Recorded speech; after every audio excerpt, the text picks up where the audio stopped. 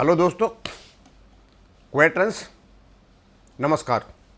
मैं आपको बताना चाहूँगा कि अभी खबरें आ रही हैं कि ये जितने भी कलाकार थे जो पैसा इकट्ठा करने जंतर मंतर पर आए थे, और उसके बाद ये दोनों ही कलाकार, एक का नाम कपिल और दूसरे का वीर बहादुर, पुनः ये लोगों को इकट्ठा करके पता नहीं क्या करना चाहते हैं। यानी इनका मुख्य उद्देश्य है पैसा इकट्ठा करना। उस पर मैं वीडियो बाद में बनाऊंगा कि इनको एक पैसा नहीं देना है किसी को भी, ये केवल और केवल लोग गुमराह कर रहे हैं। कल मेरे पास किसी का फ़ोन आता है, दीवान सिंह जी, वीर बहादुर सिंह जी एक कोई वीडियो बना रहे हैं, हमारी समझ में तो आ नहीं रहा है, मैंने मेरे पास भेजो। मैंने उनसे मंगा लिया। एक कलाकार व्यक्ति लोगों को गुमराह कर रहा है और ऐसा दिखा रहा है वहां पे मिनिमम गारंटीड पेंशन के नाम पर, ऐसा दिखा रहा है कि जाने इन्होंने कौन सा बड़ा काम किया है। मैंने ये सर्कुलर 542 की दी हुई फिगर है, ये मैंने यहाँ पर ली हुई है, केवल किसकी ली है? आर्मी वालों की। और ये 542 सर्कुलर जो है वो ये दिखाता है, ये 6वें वेतन आयोग का बनाया हुआ एक डॉक्यूमेंट है। तो 6वें वेतन आयोग में जब प्री 2006 वालों का पेंशन का निर्धारण हो रहा था और भारत सरकार ने एक्सेप्ट किया था, उसमें कुछ कंडीशन थी। पहली कंडीशन तो ये थी कि जो आपकी पेंशन है 2006 वालों के पहले वाली, शायद उसको 2.26 से मल्टीप्लाई कर लिया जाए, जो बहुत ज़्यादा नहीं होती थी। दूसरा ये था कि लास्ट पे डाउन का 50% ले लिया जाए, क्योंकि शर्तें लागू होती थी, 15 साल वाला क्राइटेरिया नहीं था। एक शर्त और साथ में डाल दी थी उन्होंने कि जब आप पेंशन का निर्धारण करो, ये 547 सर्कुलर में है, जब पेंशन का निर्धारण करो तो किसी भी हालत में प्री 2006 वाले की पेंशन मिनिमम फिटमेंट टेबल के 50% से कम नहीं होनी चाहिए रैंक वाइज। अब इन्होंने यहां पर ये minimum of the fitment table ये बना दिए गए थे, ये सारे के सारे। इसका जब हाफ करोगे आप और रैंक वाइज जब करोगे तो आपका 568 सर्कुलर बैठता है। यानी 568 सर्कुलर जो है उसमें चाहे 6 महीने का कोई नौकरी करने वाला है या 33 साल 35 साल जो भी करने वाला है, उसकी फिगर एक ही है, यानी उससे कम नहीं होगी। और उसके बाद में आपको एक साथ 2009 से 430 सर्कुलर आया और 24/9/2012 से शायद ये 24 ऐसा था, और 2012 से 430 के बाद 501 सर्कुलर आया। उसमें कुछ वेटेज दे करके इनकी पेंशन बढ़ाई गई थी। जब 6वां वेतन आयोग लागू किया गया था तो ये जो फिगर दे रखी है मिनिमम फिटमेंट टेबल की 568 सर्कुलर में, इनमें 33 साल का जो फंडा था लागू नहीं होना था। लेकिन भारत सरकार की स्वीकृति के बाद कुछ जो टॉप एग्जीक्यूटिव है, इन्होंने इस फिटमेंट टेबल को भी 33 साल का कर दिया, यानी इससे ही फायदा नहीं हुआ। और उसके बाद में जो सर्कुलर 430 और 501 आया वह नोशनल मैक्सिमम के आधार पर था। अब ये जो बनी थी से फिगर, जो आपकी ये फिटमेंट टेबल 12,240, ये जो बनी थी, कहाँ से बनी थी कि ये जो 5वें वेतन आयोग के जो पे थी उसके मिनिमम से बने थे। 3600 से बनी हुई है, ये 3700 से बनी हुई है, 4150 से बनी हुई है, 5770 से बनी हुई है, ये फिगर बनी। यानी पे कमीशन ने ये कहा था कि पहले महीने में जो भी सिपाही तनख्वाह लेता है या कोई भर्ती होने पर तनख्वाह लेता है, तो उसको जो पैसा मिल रहा है उसके 50% से किसी भी हालत में 6 महीने वाले की, 7 महीने वाले की, 10 महीने वाले की, यदि डिसेबिलिटी है 15 महीने वाले की, 20 महीने वाले की, उससे पेंशन कम नहीं होनी चाहिए। रीजन क्या था कि 5वें वेतन आयोग में बहुत कम पेंशन थी, और एमएसपी का ये जो आया था फंडा बाद में, मिलिट्री सर्विस का ये भी बाद में आया था, उस समय नहीं आया हुआ था। इन सबको एडजस्टमेंट करने के लिए 6वें वेतन आयोग ने ये फिगर बना दी थी कि भाई ये मिनिमम फिटमेंट टेबल है, इसके 50% से कम हुई। भारत सरकार ने इसको नहीं दिया,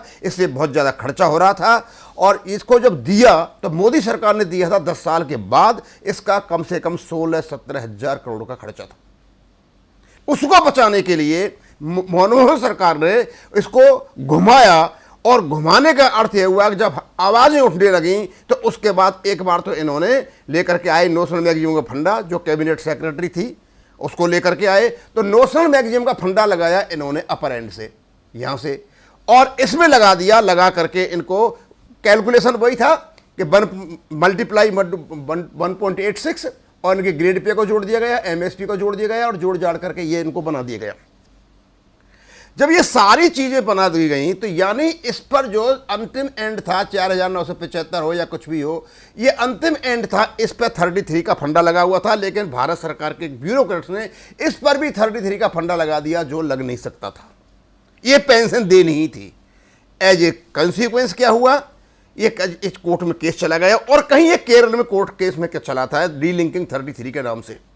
और जब केरल में चला था उसके बाद और भी केस हुए जिसका ये श्रीमान, ये झूठ बोलने वाला व्यक्ति, ये क्या पकड़ा है इसको खुद पता नहीं है। ये बोलता है हमने केस किया था। इन्होंने कोई केस नहीं किया था। केरल में किसी व्यक्ति ने केस किया था, केरल के किसी कोर्ट में ये केस मतलब डिसाइड हुआ, कर्नाटक के किसी इसमें डिसाइड हुआ, उसके बाद ये भिन्न जगह पर गया और डीलिंकिंग 33 के नाम से हुआ था। और काफी जद्दोजहद हुई होगी, जब जीत गए थे इधर उधर केस हो सकता है उसमें निकल दिया हो, उसका ये श्रेय लेने की बात कर रहा है वहां पर।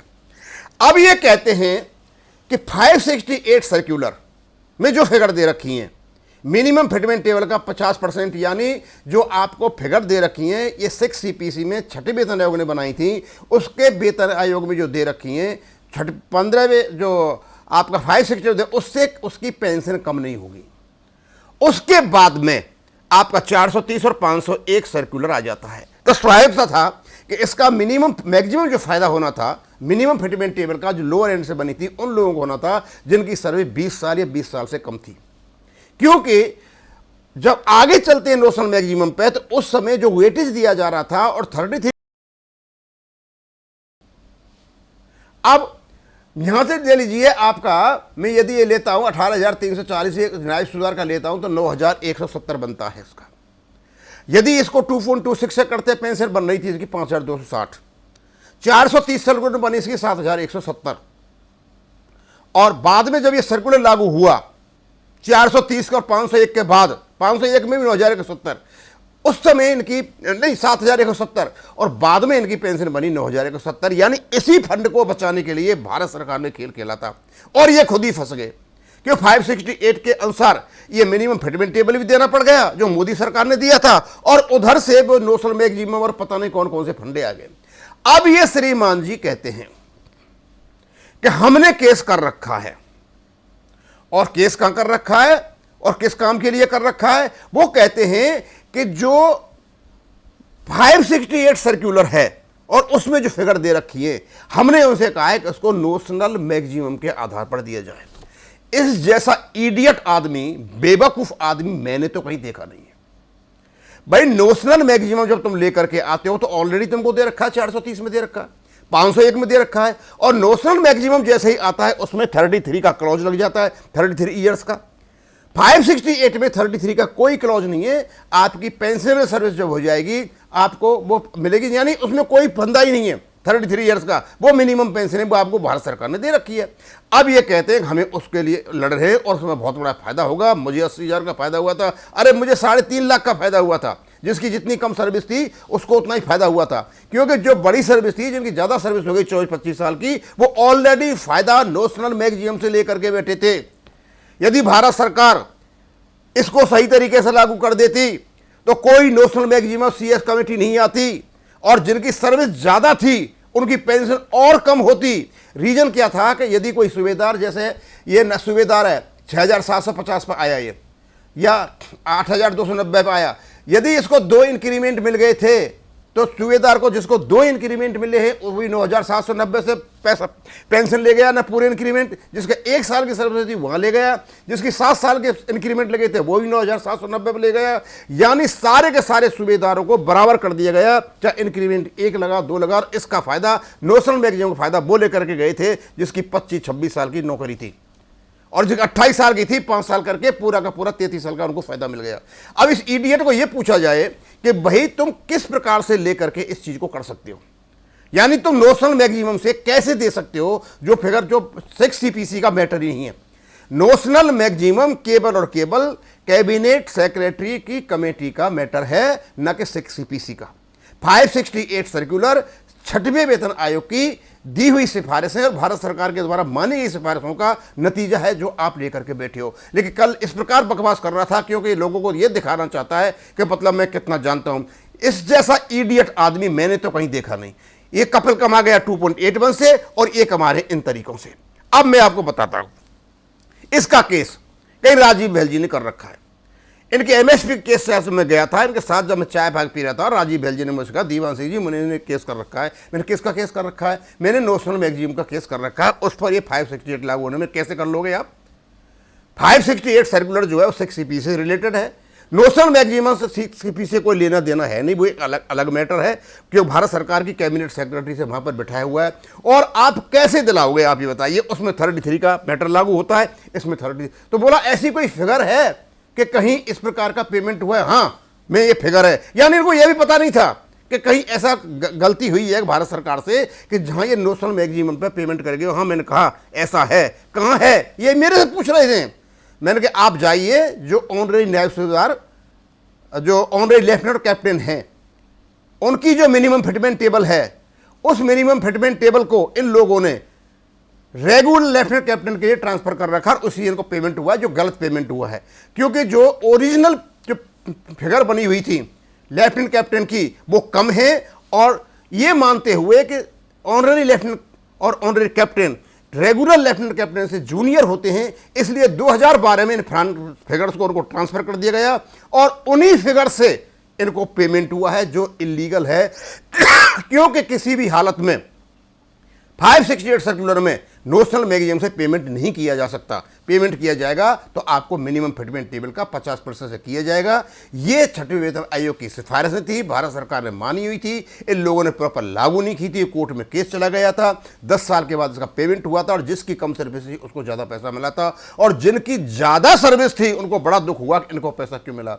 अरे भाई तुम नेशनल मैगजीन पे 430 और 501 सर्कुलर में ऑलरेडी लेकर के बैठे हुए हो। रीजन क्या था कि चाहे सूबेदार कितने ही साल का हो, यदि उसकी चाहे उसने 2 ही साल नौकरी की हो, 2 ही इंक्रीमेंट मिले हो, लेकिन उसको भुगतान हुआ था अपर एंड से यानी 9,790 से। सूबेदार मेजर को भुगतान हुआ 10,500 से, और सूबेदार मेजर तो चाहे उनको 6 महीने भी रहा हो, समझे। लेकिन नेशनल मैगजीन का फंडा ऐसा था कि इसको भुगतान हुआ वहां से। यदि नेशनल मैगजीन नहीं होता और भारत सरकार सीधी सीधी इसको लागू कर देती तो मुझे नहीं लगता है कि इस वर्तमान में जो पेंशन ले रहे हैं इनके लास्ट पे डाउन का इतना बन जाता। और इसको बाद में प्रोटेक्ट किया गया था और लोगों के लिए 471 सर्कुलर से। ये लोग जो बेवकूफ़ आ करके बनाते हैं या लोगों को, ये बिल्कुल झूठ है। ये केबल और केबल इनको कुछ पता नहीं है। अब मैं तो अचंभे में ये हूँ कि भारत सरकार ने इनसे बात क्यों नहीं की, और बात करते तो ये बात क्या करते कि यही बात करता जो मैंने देखा है ये उसमें करते हुए। अब मैं इसको यहीं ख़त्म करूँगा और ये बताना चाहूँगा कि 568 सर्कुलर केबल और केबल छठवें वेतन आयोग की सिफारिशों के अनुसार भारत सरकार की संस्कृति का नतीजा है, और नेशनल मैगजीन जो इसकी डिमांड की ये बात कर रहे हैं उसका छठवें वेतन आयोग से कोई भी लेना देना नहीं है, और न भारत सरकार उसको देने जा रही है। ये लोग केवल बेवकूफ़ बनाते हैं, या तो इनको नॉलेज ही इतना है या इनको पता है कि लोगों को बेवकूफ़ कैसे बनाया जाता है।